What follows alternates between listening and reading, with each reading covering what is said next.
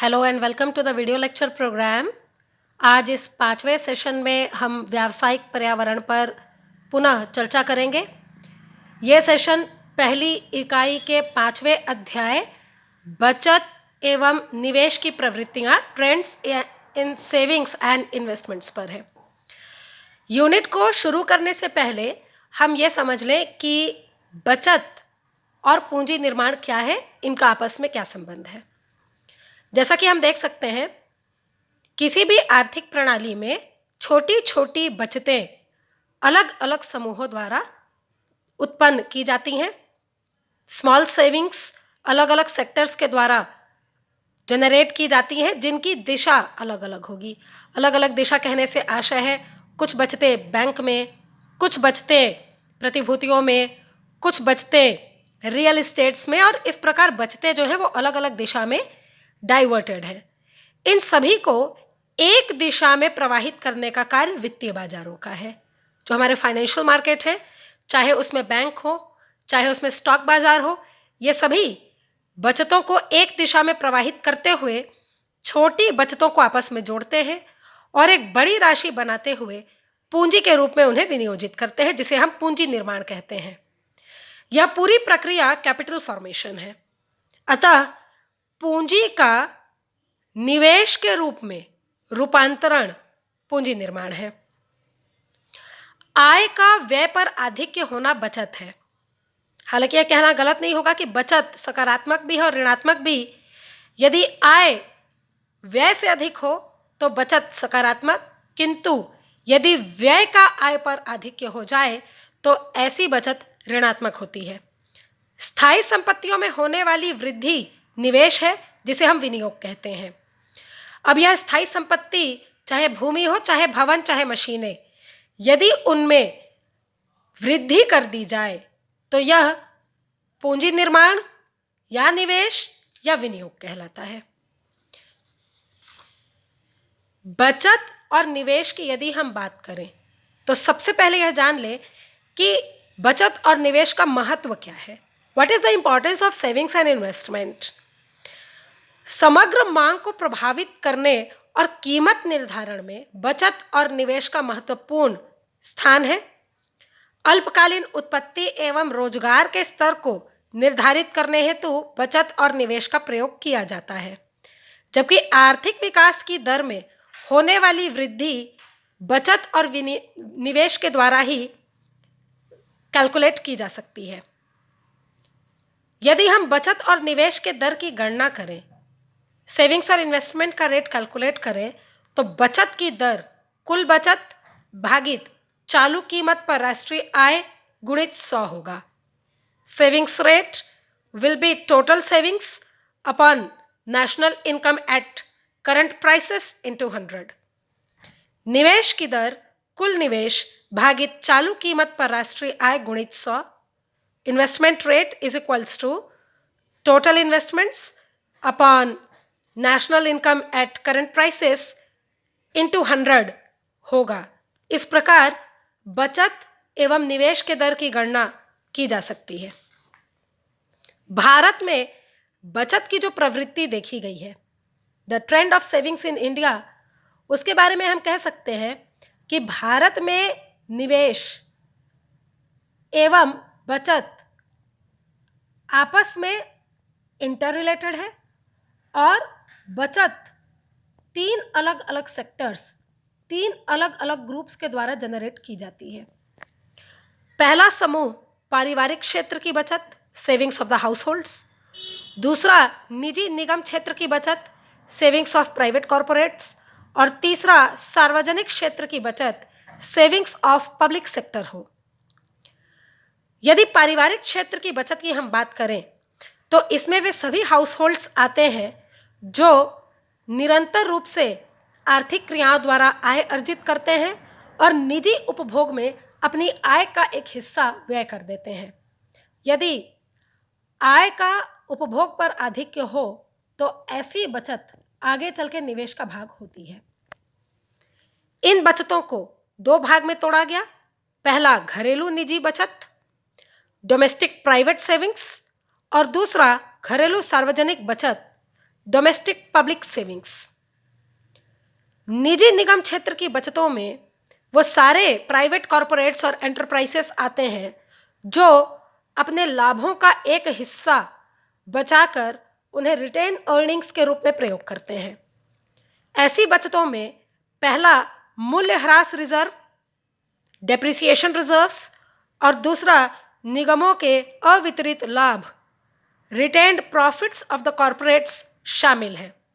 इन दोनों में ही लाभों का हिस्सा बचाकर रखा जाता है। भारत में घरेलू बचत की स्थिति, what is the state of savings in India? यदि हम आंकड़ों की बात करें तो 1950 में 9.6% बचत की दर रही, जो 2007-2008 में 36.4 पहुंचकर 2008-2009 में पुनः गिरकर 32.5% हुई। इसका कारण उपभोक्ता वस्तुओं की बढ़ी हुई मांग और शहरीकरण को बताया गया, जिसका घरेलू बचतों पर नकारात्मक प्रभाव देखा गया। यदि हम निजी क्षेत्र की बचतों की बात करें तो 6वीं पंचवर्षीय योजना में 1.6% बचत में वृद्धि देखी गई, जो 8वीं योजना में 4% की वृद्धि और 10वीं योजना में 6.3% की वृद्धि रिकॉर्ड की गई। बचत और निवेश में अंतर निरंतर बढ़ता जाता दिखाई दे रहा है। 1950 से 1980 तक यह अंतर 3.7% था, जो 1980 से 1991 के मध्य 8.2% देखा गया। हालांकि नई आर्थिक नीति के पश्चात यह अंतर कम होकर 1991 से 2001 के मध्य मात्र 3% रह गया। सकल घरेलू बचत की यदि हम बात करें तो 2007-2008 में 36.4% सकल घरेलू बचत रिकॉर्ड की गई, जो 2009-2010 में गिरकर 33.7% रही। इसी के साथ यदि सार्वजनिक क्षेत्र की बचत हम देखें तो 2007-2008 में यह 5% से गिरकर 2008-2009 में मात्र 0.5% देखी गई। भारत में निवेश की प्रवृत्ति, what is the trend of investments in India? क्योंकि भारत एक प्रगतिशील देश है जहां अनेक उद्योग धंधों में छोटी छोटी बचतों का विनियोजन कर आय अर्जित की जाती है, अतः नई आर्थिक नीति का निवेशों पर क्या प्रभाव रहा, यह आंकड़ों के द्वारा हम देख सकते हैं। पंचवर्षीय योजनाओं का निवेश की दर से प्रत्यक्ष संबंध रहा, क्योंकि हर एक पंचवर्षीय योजना का उद्देश्य निवेश बढ़ाना और उद्योग धंधों की उत्पादकता में वृद्धि करना रहा। यदि निवेश वृद्धि दर की हम बात करें तो 1950-51 में यह वृद्धि दर 8.7% थी, जो 1960-61 में 14.4% रही।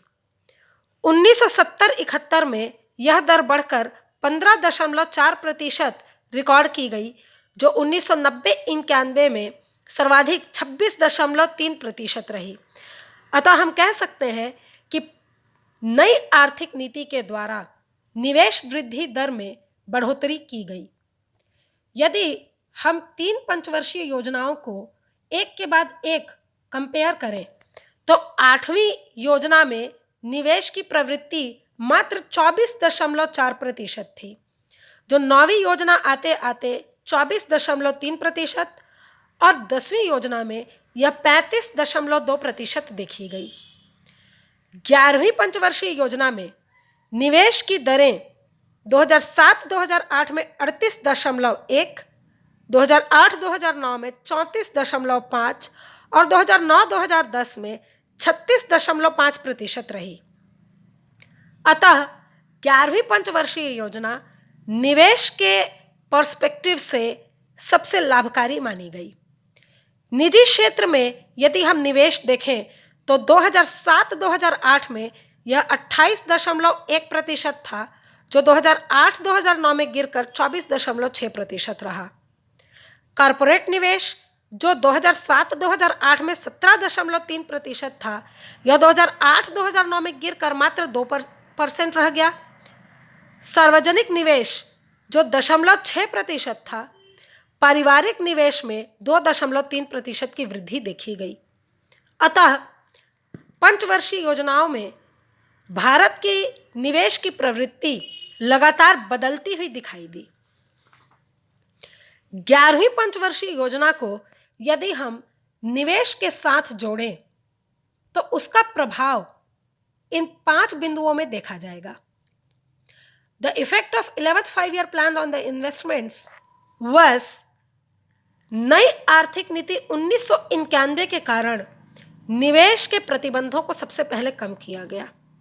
इसका उद्देश्य था कि भारत में घरेलू निवेश तथा विदेशी निवेश दोनों को बढ़ावा दिया जाए। कृषि एवं आधारभूत संरचना संबंधी उद्योगों में निवेश में गिरावट आई, जिसका मुख्य कारण कृषि में घटती हुई उत्पादकता है। 11वीं पंचवर्षीय योजना में निवेश की दर निरंतर बढ़ती हुई दिखाई दी, जो 8.9% से बढ़कर 9.54% रही। निजी क्षेत्र में कृषि, लघु, मध्यम तथा उद्योग एवं कॉरपोरेट क्षेत्र शामिल हुए, जिनमें लगातार निवेशों को बढ़ावा मिला। सार्वजनिक निवेश 6.8% की वृद्धि दर पर रहा, जो गैर आधारभूत क्षेत्र से हटकर आधारभूत क्षेत्र में दिखाई दिया। अतः हम कह सकते हैं कि 11वीं पंचवर्षीय योजना ने भारत में निवेश का एक नया दौर चालू किया, जिससे न केवल घरेलू वरन विदेशी विनियोगों को भी प्रोत्साहन मिला और सभी निवेशी क्षेत्रों में एक अलग तेजी देखी गई। आशा है आपको बचत एवं निवेश का यह अध्याय समझ में ज़रूर आया होगा। अगले अध्याय में हम उद्योगों की और चर्चा करेंगे। तब तक के लिए धन्यवाद।